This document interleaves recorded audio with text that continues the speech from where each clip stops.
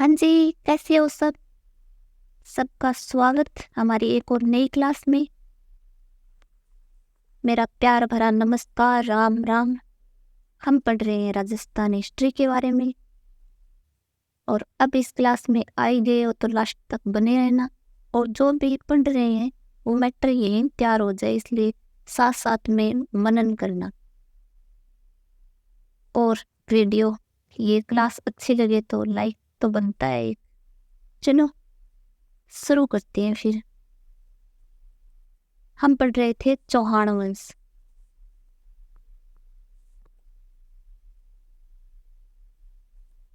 चौहान वंश और उसकी 7 रियासतें तो हमने रणथंभौर कर ली नेक्स्ट पिछली क्लास में। इससे पहले 2 क्लास आ चुकी हैं, वो देखी नहीं है तो पहले उनको देखो फिर इस क्लास को लेना। तो रणथंभौर कर चुके हैं, यानी सांबर या अजमेर फेस्ट, उसके संस्थापक वासुदेव, सेकंड रणथंभौर। और फिर जालोर, सिरोही, नाडोल 5 और कोटा, बूंदी, ये सब पढ़ चुके हैं। तो इनमें से हमने जो सांबर या अजमेर के चौहान है उनको शुरू किया था वो कंप्लीट कर दिए। फिर रणथंभौर वाले कंप्लीट कर दिए, नाडोल कंप्लीट कर दिया, जालोर संस्थापक कीर्तिपाल सोनगरा ये भी कंप्लीट हो गया, सिरोही भी कंप्लीट कर दिया, सिरोही वाले। और बूंदी वाले, जैसे सिरोही वालों का वो संस्थापक था लुम्बा, और बूंदी वाले देवा, बूंदी भी। अब लास्ट हमारा बचा था एक कोटा, उससे पहले एक राजा है वो कंप्लीट कर देते हैं हम, बुद्ध सिंह। इस बूंदी का ही राजा है एक बुद्ध सिंह, जैसे बूंदी का संस्थापक देवा है और चौहान वंश का ही शासन है, लेकिन उनकी शाखा है एक यहाँ हाड़ा। और एक राजा हुआ है बरसिंह। बरसिंह उन्होंने तारागढ़ किले का निर्माण करवाया बूंदी में, लाइक के स्टार, बहुत ही अच्छा किला है और वो किला भित्ति चित्र के लिए प्रसिद्ध है। फिर एक राजा हुआ है सुरजन, तो उनका एक दरबारी विद्वान है चंद्रशेखर, उन्होंने लिखी है इन पर सुरजन चरित। फिर 1569 ईस्वी में सुरजन सिंह है वो अकबर से मिले थे और उनके साथ संधि की, दोस्ती, और उन्होंने उनको रणथंभौर किला भेंट किया। और द्वारिका में रणछोड़ मंदिर बनवाया जो कान्हा जी का है। अगला हमारा राजा है बूंदी में देवा, बरसिंह, सुरजन और 4 नंबर पर बुद्ध सिंह। ये बुद्ध सिंह राजा है, इसके खुद की बुक है, उन्होंने खुद बुक लिखी है नेहतरंग।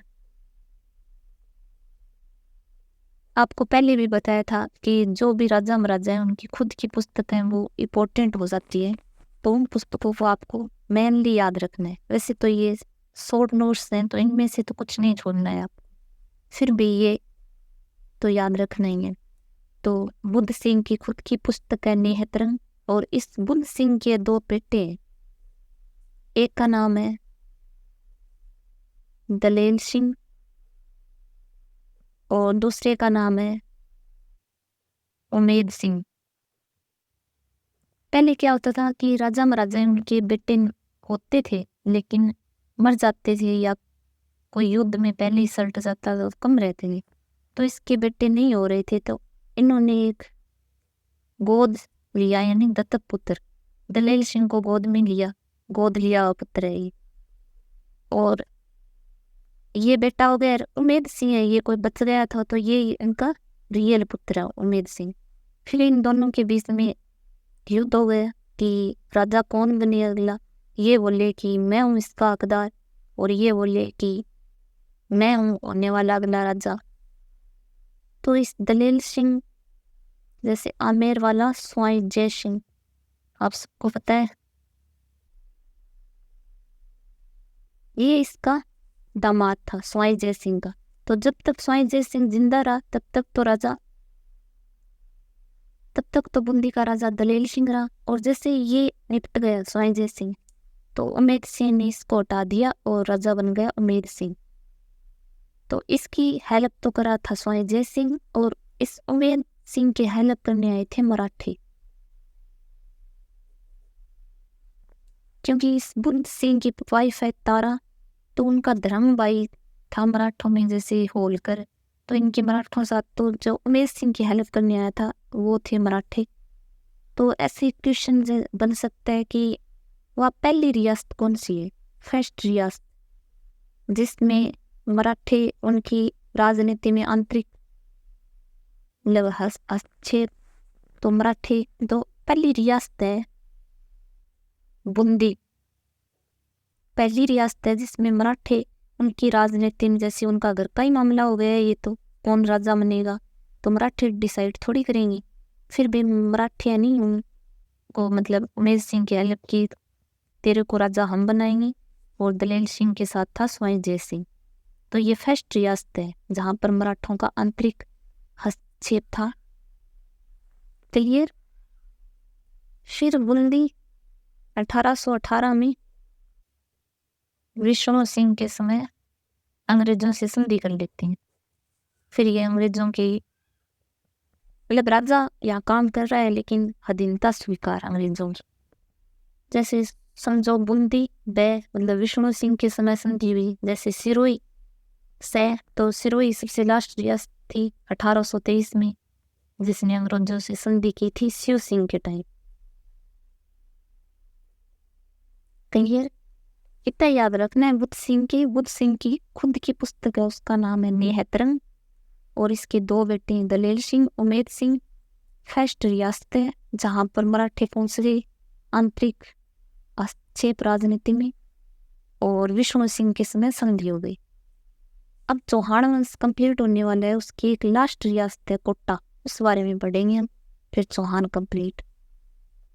तो कोटा में भी क्या है, हाड़ा वंशज का शासन है, क्योंकि बूंदी से अलग हुआ है कोटा, तो यहाँ पे भी आड़ा शाखा का शासन है। और यहाँ का संस्थापक कौन है, यहाँ का संस्थापक है वो है माधो सिंह।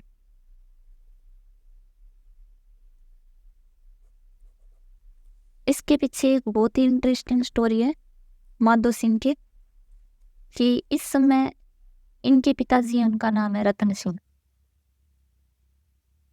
जो बूंदी का राजा है रतन सिंह। और रतन सिंह राजा है तब दिल्ली में शासन है जहांगीर का। किसका? जहांगीर। तो दिल्ली का बादशाह जहांगीर, और इधर बूंदी में कौन है, रतन सिंह। तो एक बार जहांगीर का बेटा है खुरम, यानी जिसको शाहजहां के नाम से जानते हैं हम, तो ये विद्रोह कर देता है अपने पापा के खिलाफ कि मैं राजा बनूंगा। तो ये विद्रोह कर देता है, तो जहांगीर बोला पकड़ के लाओ रे, इसको जेल में डालेंगे। तो जहांगीर ने आदेश दिया रतन सिंह को, तो रतन सिंह ने इसको खुरम को पकड़ के पेश करता है जहांगीर के सामने, और ये जहांगीर ऑर्डर देता है कि इसको सलाखों के पीछे बंद कर दो। तो रतन सिंह ने खुरम को डाल दिया जेल में, और इसका एक दूसरा बेटा है हरि सिंह, उसको इसकी जिम्मेदारी सौंपी हरि सिंह को कि खुरम पे नजर रखना। तो ये हरि सिंह बहुत ही बदतमीज किस्म का आदमी था। ये खुरम से, जैसे कैदी होती हैं तो उनसे काम करवा सकते हैं, तो ये खुरम से भारी ऐसे बर्तन साफ करवाना, अपने चप्पल साफ करवाना, सब कुछ काम करवाता था। तो एक दिन शाहजहां ने बोला, अरे भले मैं जेल में हूँ पर हूँ तो मैं एक शहजादा, राजा का बेटा, आप इस तरह का व्यवहार कैसे कर सकते हो मेरे साथ। हरि सिंह का मूड थोड़ा क्या बहुत ही अच्छा मूड था, तो इसने बोला अच्छा मैं ऐसा नहीं कर सकता। तो इसने बोला घुंघरू लाओ रे। तो इस खुरम को पूरी रात नचाया, एक महफिल बनाई, और इसके साथ इसको मारपीट करके इतना इसका खून बहने लगा। तो सुबह बेचारा मरम पट्टी कर रहा है, शाहजहां खुद ही बैठ के आराम आराम से। रतन सिंह ने देखा, जेल का दौरा करने आया था रतन सिंह उस दिन, अचानक ही उसने देखा शहजादा इतनी बुरी हाल में। उसने पूछा क्या हुआ खुरम? तो उसने बोला आपका बेटा वो मेरा ये हाल कर दिया। फिर रतन सिंह ने सोचा ये तो भी जहांगीर और शाहजहां के घर का आपस का मामला है, हमें इतना नहीं करना चाहिए। तो रतन सिंह ने हरि सिंह को तो हटाया उसकी निगरानी से, और उसका बेटा है माधो सिंह, उसको उसकी जगह ड्यूटी लगाई कि आप उस पर नजर रखना। माधो सिंह एक अच्छा लड़का है, एक अच्छा आप ऐसे इंसान समझो। तो ये खुरम का अच्छे से ध्यान रखता है, अच्छे से खाना पानी पिलाता है, और उसकी खूब ऐसे दोनों ये दोस्त बन जाते हैं, माधो सिंह और शाहजहां।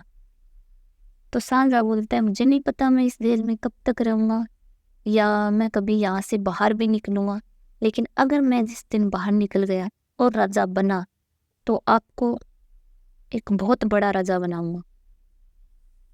तो फिर ये 1622 के समथिंग की बात है। जैसे ही शाहजहां राजा बना तो उसने 1631 में, कब की बात है, तो उसने 1631 में बूंदी थी ना, बूंदी रियासत, उससे उसका राजा तो रतन सिंह है, एज इट रहो। उसने बोला मुझे कोई प्रॉब्लम नहीं है। तो इसने बूंदी से कोटा को अलग कर दिया 1631 ईस्वी में, विभाजन कर दिया, और कोटा का स्वतंत्र राजा घोषित कर दिया माधो सिंह को कि आज से तो इस कोटा रियासत है, अलग से एक राज्य है, ये इसका संस्थापक मतलब राजा है यहाँ का। तो शाहजहां ने अपना प्रॉमिस निभाया। ये है इसके पीछे स्टोरी, याद रहेगी। कोटा का संस्थापक कौन है? माधो सिंह। माधो सिंह और शाहजहां बड़े अच्छे दोस्त हैं। तो शाहजहां ने 1631 में बूंदी से अलग कर दिया कोटा को, विभाजन हो गया इनका, और कोटा का स्वतंत्र जो राजा है वो है माधो सिंह। क्लियर?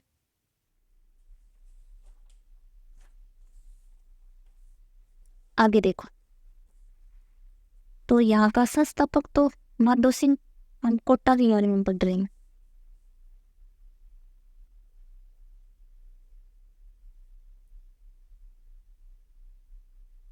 संस्थापक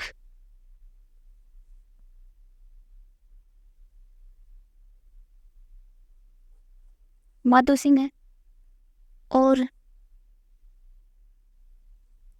आगे इसमें जो राजा है, 2-4 राजा पढ़ेंगे, ज्यादा नहीं हम, इम्पोर्टेंट। संस्थापक आ गया, और आगे एक राजा हुए मुकुंद सिंह। ये कोटा हमारी लास्ट रियासत है चौहान वंश की। इस मुकुंद सिंह में इतना याद रखना है आपको कि इसने अम्बली मेणी का महल बनवाया। अम्बली मेणी कौन महल, ये राजा कहाँ का है? कोटा। तो ये महल भी कहाँ होगा? कोटा। ऐसे भी क्वेश्चन जैसे अम्बली मेणी का महल कहाँ? कोटा है। किसने बनाया? मुकुंद सिंह। और अगला एक राजा है हमारा भीम सिंह। इसमें इतना याद रखना है आपको।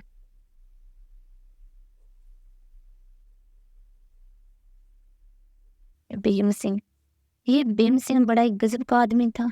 ऐसे मानो आज का जो योगी आदित्यनाथ है वो देख लो, और उस टाइम का ये भीम सिंह देख लो। कैसे कि ये भगवान कृष्ण का बहुत बड़ा भक्त था, यानी वल्लभ संप्रदाय। वल्लभ संप्रदाय यानी भगवान श्री कृष्ण है, उसके बाल गोपाल यानी बाल रूप यानी लड्डू गोपाल, उसको मानने वाले जो हैं उनको वल्लभ संप्रदाय। तो ये भगवान कृष्ण का बहुत बड़ा भक्त है। तो इन्होंने क्या किया, अपना नाम बदलकर कर दिया कृष्णदास, कि मैं हूँ आज से कृष्णदास। है नहीं योगी आदित्यनाथ है उनका real name, Ajay Bisht something ऐसे कुछ नाम है उनका। तो कहाँ अजय और कहाँ योगी आदित्यनाथ है। तो इन्होंने बोला आज से मैं हूँ कृष्णदास। उन्होंने अपना नाम बदलकर कृष्णदास कर लिया, और जो कोटा है उसका नाम बदल के इन्होंने कर लिया नंदग्राम।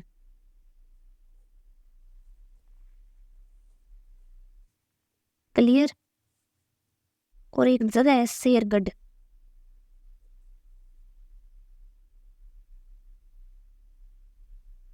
जो कहाँ है, बारा।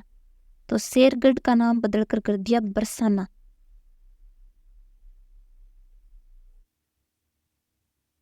क्लियर। और यहाँ शेरगढ़ बारा में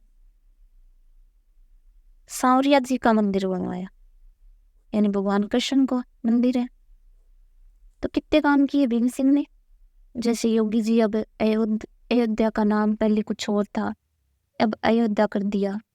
तो वैसे ही भीम सिंह जो कोटा का राजा है, उसने अपना नाम तो कर लिया, मैं हूँ कृष्णदास, कोटा का नाम बदल कर दिया नंदग्राम।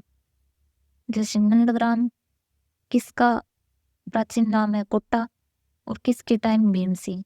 और शेरगढ़ का नाम कर दिया बरसाना। और इसने 12 में सांवरिया जी का यहाँ एक मंदिर बनवा दिया। क्लियर। इतना याद रखना है भीम सिंह के टाइम। फिर आगे एक राजा है उमेद सिंह।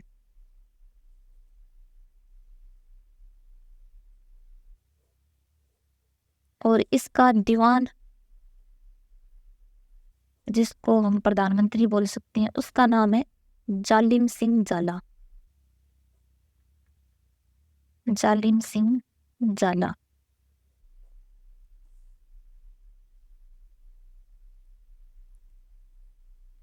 तो ये उमेद सिंह है, ये 1817 में वैसे संधि कर लेता है अंग्रेजों से।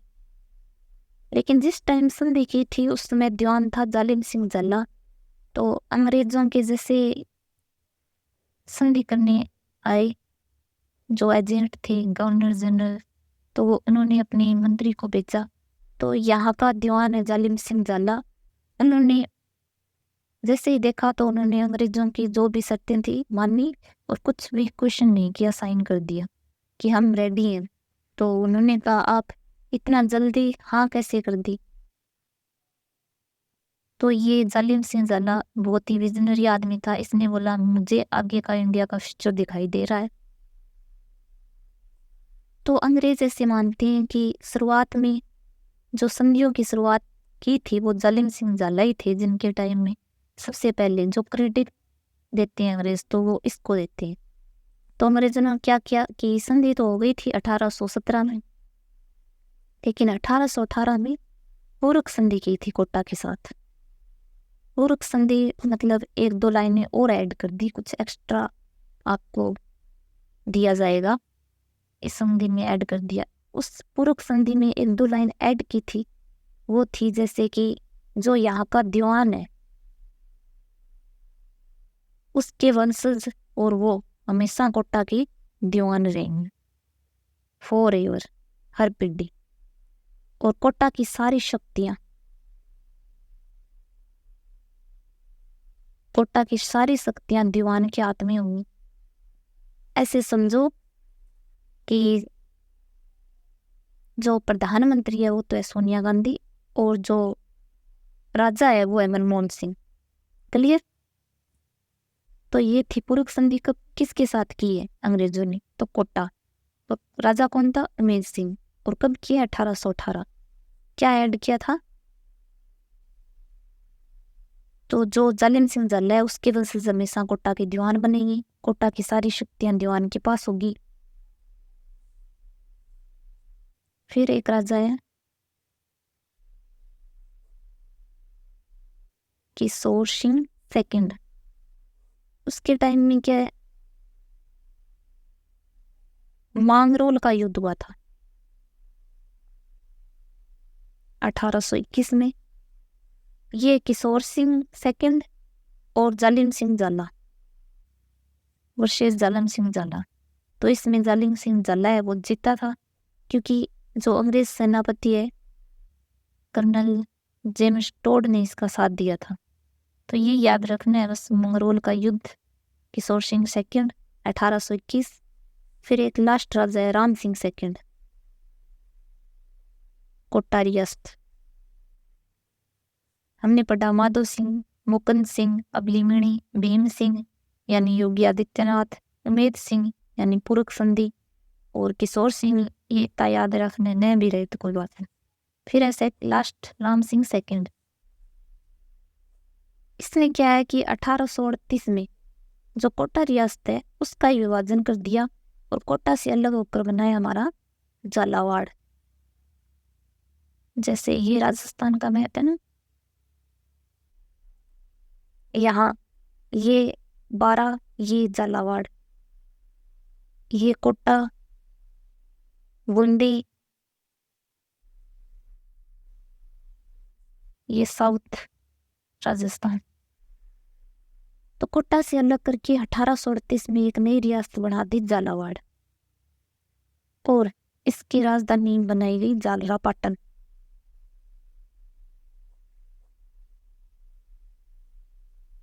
और इसका जो स्वतंत्र राजा घोषित किया झालावाड़ का वो था मदन सिंह झाला। ठीक है, हमने पढ़ा है जो जालिम सिंह झाला है उसका बेटा है एक माधो सिंह, उस माधो सिंह का बेटा है ये मदन सिंह, यानी मैं माधो सिंह मदन सिंह। तो झालावाड़ का क्योंकि इन दीवान के पास पूरी शक्ति थी तो इन्होंने कोटा से अलग एक रियासत बना दी झालावाड़ 1838 में। मदन सिंह उसका स्वतंत्र राज्य है और ये झालावाड़ राजस्थान की लास्ट अंतिम रियासत है, यानी लास्ट रियासत ये है राजस्थान की अंतिम रियासत कौन सी है, वो है झालावाड़। क्लियर। अब हमारा नया वंश स्टार्ट होगा, वो है परमार। परमार और प्रतिहार ये दोनों वंश छोटे छोटे हैं, बिल्कुल 5-6 मिनट की क्लास होगी। जैसे परमार वंश है तो उनका शासन था अब उनके परमारों का उत्पत्ति स्थल है। जैसे हमने पढ़ा है चौहान है वो अग्नि से उत्पन्न हुए हैं, वैसे ये परमार भी तो अग्नि से, अग्निकुंड शिलांग से उत्पन्न हुए। जो चौहान, चालुक्य, परमार, प्रतिहार ये चारों वंश अग्नि से उत्पन्न हुए। तो इनकी एक अलग ही स्टोरी है कि जो ऋषि वशिष्ठ हैं वो यज्ञ कर रहे थे तो उनकी एक गाय थी प्यारी सी, वो राक्षस उन्होंने उन्हें बंदी बना लिया। तो यज्ञ में ऋषि ने छिंटे दिए और उत्पन्न किया हमें, हमारे धूम मचाते पूरे जोश के साथ उनकी गाय छुड़ा के लाए। ऐसी कुछ स्टोरी है, असुरों से उनका और संहार किया। तो परमारों का जो उत्पत्ति स्थल है वो है आबू और परमारवश है उसकी 5 रियासतें जिनमें 3 को पढ़ेंगे, 2 के तो नाम याद रखने हैं आपके से 5 है। एक तो आबू, आबू पता ही आबू देलवाड़ा सिरोही। सेकंड है मालवा, ये पड़ता है एमपी में। नाउ आप सोचोगे एमपी में हमारे राजाओं ने राज कैसे किया, तो पहले एमपी था उसका कुछ एरिया हमारे राजस्थान में भी काउंट होता था। तो सेकंड है मालवा, थर्ड है वागड़। आप समझो ये राजस्थान का मैप है। जैसे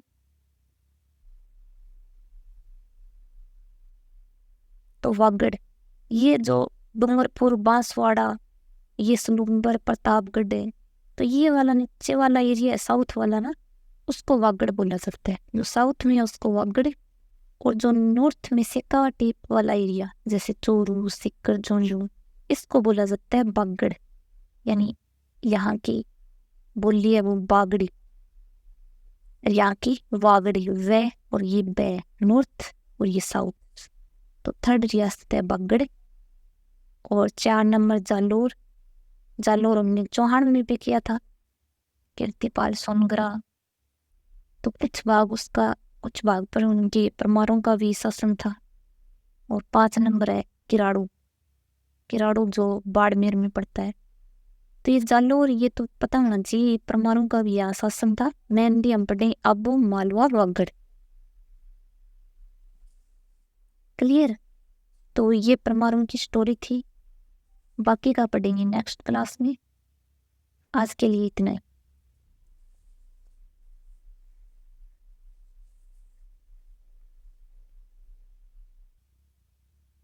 किसी को एसएस लेना है या साथ में शॉर्ट में लिख भी सकते हो, ताकि एक बार और पढ़ो तो आपको याद हो जाए।